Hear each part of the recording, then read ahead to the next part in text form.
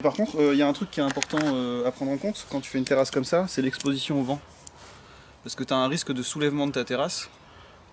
Et du coup, en fonction de l'exposition au vent, ici on est vachement abrité. Et en plus, tu vois, il y a les poteaux qui vont passer au milieu et tout, donc il n'y a aucun risque de soulèvement de la terrasse. Mais des terrasses qui sont un peu exposées, où tu vas avoir un terrain en pente avec le vent qui peut prendre dessous. Ouais. Et ben du coup, si tu as des forts vents, ça peut te soulever ta terrasse. Et du coup, là, on change de type de plot, faut que ça ancre. Du coup, faudrait ancrer, ouais. Ah ouais, mais comment je fais une étude de soulèvement au vent, moi? C'est en fonction d'exposition, je suis un professionnel, je dois le savoir. Ouais. Si je me dis, tiens, là, ça doit souffler, je vous propose d'où ancrer. En fait, pour ancrer, c'est pas si compliqué, tu fais juste une ceinture béton sur le pourtour. Et tous les plots de périphérie, tu viens les ancrer dedans. Après, le reste, je peux faire normalement. Ouais. En fait, c'est la première prise. C'est ça. Mais c'est un truc à prendre en compte parce que c'est pas parce que tu vois ce tuto là comme ça que c'est fait comme ça qu'il faut le faire tout le temps partout pareil quoi. Ouais. Non mais c'est bien que tu aies fait la remarque. Parce que sinon quelqu'un qui risque de le dire. Donc là du coup la première rangée qui est ici et la première rangée qui est au bord là-bas, ouais. En fait, il faudrait qu'ils soient implantés. Tu viens tout ceinturer. Ouais.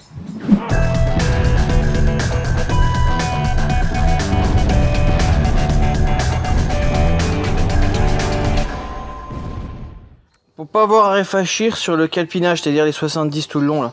Deux choix, soit on fait comme à l'allée, c'est-à-dire que on trace au cordex tout le long comme ça, tac.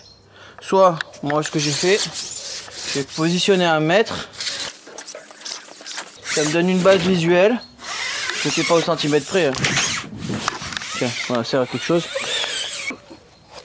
Voilà, et là du coup j'ai regardé à proximité tous les 70. Et hop, je me place à peu près, puis on est bon. Pour l'instant, ça regarde, on était plus ou moins bon là. Ah oui. Ça va. Hein.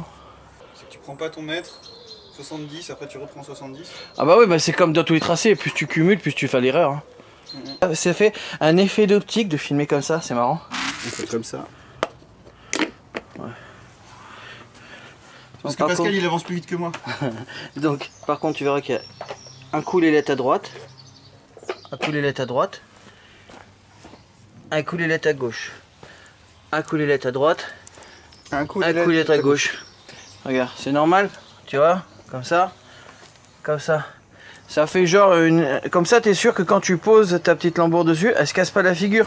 En fait, ça la stabilise, mais c'est toujours le même axe. C'est juste les plots, eux, qui bougent à droite et à gauche. Si t'avais que les lettres à droite, t'aurais un risque de basculement comme ça. Ça pourrait faire comme ça. Domino. Ça veut dire que tous tes plots, ils auraient leur résistance en compression que sur un côté.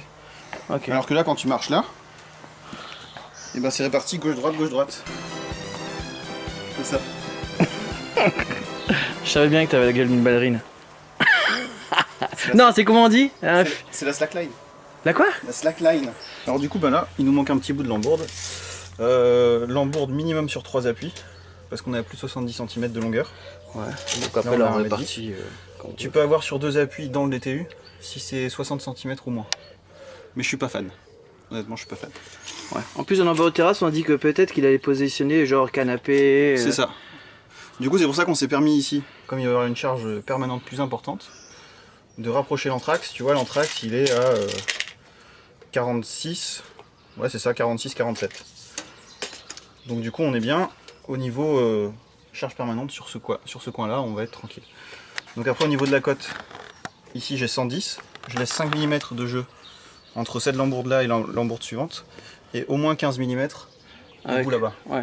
Les 15 mm c'est le jeu conseillé entre chaque section et un mur ou une palissade qui pourrait recevoir de l'eau. Ah, c'est le même principe que quand tu m'as dit que sur le sol on devait être à 1,5 cm minimum. C'est ça. En fait on se dit qu'il peut y avoir une condensation dans ce coin là, donc c'est genre ça assure une circulation d'air mais pas un contact avec l'humidité. C'est surtout pour la circulation d'air sur les côtés. Ok. Ouais. Parce que en fait là, comme on a un lambourdage croisé, on a plus de hauteur, donc ça ventile plus, donc ta terrasse va être plus durable. Ok, ça a noté. Hein. Parce que si on avait des grosses lambourdes ici, et qu'on arrivait directement à notre cote, au lieu d'avoir du 70, on aurait du 140 par exemple. Ouais. Et ben du coup ici ça ferait plus barrière au vent, enfin au courant d'air. Alors que ici on a une barrière comme ça, mais l'air peut passer ici au-dessus, dessous. Donc ça va toujours t'assécher ta terrasse en fait. Ok. Donc ça c'est hyper intéressant. Donc Ouais, là, mais du sur coup, un simple lambourdage aussi, tu as forcément de la circulation d'air entre les lambourdes. mais C'est juste que là, tu as plus de hauteur, donc tu as plus de volume. tu vas avoir sur un lambourdage simple, tu vas avoir de la circulation d'air qu'en dessous. Mais pas au-dessus. Parce qu'au-dessus, tu as tes lames. Ouais. Et les 5 mm qui est entre les lames, ça suffit pas pour ventiler ta terrasse. Ouais, bah ça dépend si tu es exposé souvent à la pluie. Eh tiens, c'est un truc que je pense. Imaginons que tu es exposé plus à la pluie, comme les gens qui habitent sur Paris, sur Bordeaux. Hein. Il faut que quand tu fasses ta terrasse, tu prévois plus d'aération, donc presque l'embourdage croisé serait la règle.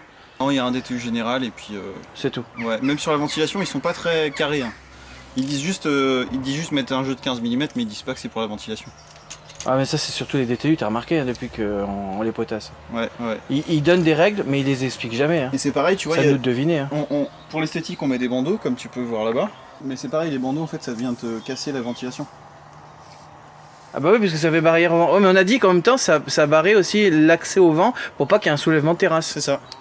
Tu peux pas tout avoir. Hein. Bah non, mais du coup, faut quand même avoir... Compenser, faut récompenser quoi du Faut coup. quand même avoir des endroits où t'as de l'air qui passe. Donc, comme ici, on est entre deux murs, bah t'as de l'air qui peut entrer par là et qui va sortir par là-bas. Tu vas mettre une VMC spéciale terrasse. Ah non.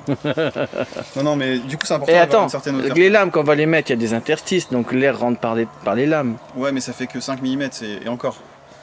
Et encore 5 mm sur du composite, c'est 4 plutôt. Parce qu'on est sur des petits cavaliers, tu verras plus tard. Ok. Et du coup, on développera tout ça parce que c'est assez intéressant quand même le système de pose invisible là. Ok. Là, le but, c'est comme on va mettre nos lambourdes, on les met à champ. Ouais. Et ben, faut sélectionner ces lambourdes parce qu'il y en a qui sont comme ça et d'autres qui sont comme ça. Ok. Du coup, par exemple, tu vois celle-là. Regarde par le bout. Ouais, Tu vois, effectivement. si on Ouais. la met à champ, Ah bah c'est mort. Hein. et ben c'est mort, tu vas avoir une grosse bosse dans ta terrasse. Un truc Donc de ouf celle-là, là. on la laisse de côté pour la mettre à plat après. Ouais. Parce que à plat, À plat, ça dérange pas. tu vois, à plat, si tu regardes sur le côté là, elle est droite. Ouais, ouais. Ouais, comme ça va. Mais comme ça, si jamais on va la positionner, ça va même pas toucher tous les bords. C'est ça. Celle-là, tu vois, elle est correcte. Ouais. Elle a une légère bosse, mais c'est pas bien grave. C'est pas bien grave. Ah ouais, parce qu'elle va garder une souplesse aussi, donc elle va reprendre sa place, elle. Ouais, c'est ça. Et donc après, du coup, tu regardes l'endroit, parce qu'il faut qu'on enlève 5 cm, c'est pas grand chose, mais si tu devais enlever plus, tu regardes l'endroit où il y a le creux il est là, c'est-à-dire qu'elle fait comme ça sur sa longueur. Ouais. Donc ça, on va le mettre, Vers le bas. le creux vers le bas. Est-ce qu'on doit mettre du coup un calage plastique ou des trucs comme ça dessous Après, on peut caler. au moment quand du on- contre-abordage? quand on visse, on peut caler. Ok. C'est pas obligatoire. Je me suis posé la question longtemps sur les DTU s'ils mettaient un truc entre lambourde et lambourde croisée. Et en fait, il n'y a rien qui est conseillé. Moi, j'aurais été partant de mettre une cale de 5000, mais en fait, entre ta cale et ta lambourde, tu diminues la surface de contact. Et du coup, tu as une moins bonne résistance à la compression aussi. Ah, bah c'est peut-être pour ça qu'ils ont fait ça. Mm. Ouais, mais sauf que toi, en termes de réglage, si ta terrasse est pas droite juste pour une histoire de compression, t'es con aussi. Bah, tu règles les plombs en dessous, c'est pas grave. Bah non, puisque tu vois que c'est une déformation du bois d'origine. Mais c'est pour ça qu'il faut sélectionner ces bois. Bah ok, bon, on retombe sur nos pattes. Si tu prends du bois de merde, tu fais de la merde. Voilà, c'est tout. Ah, mais comment tu choisis ton bois exo là? Hein? Comment je choisis, c'est-à-dire Bah je veux dire, quand tu as passé la commande, t'as dit je veux du bois exo.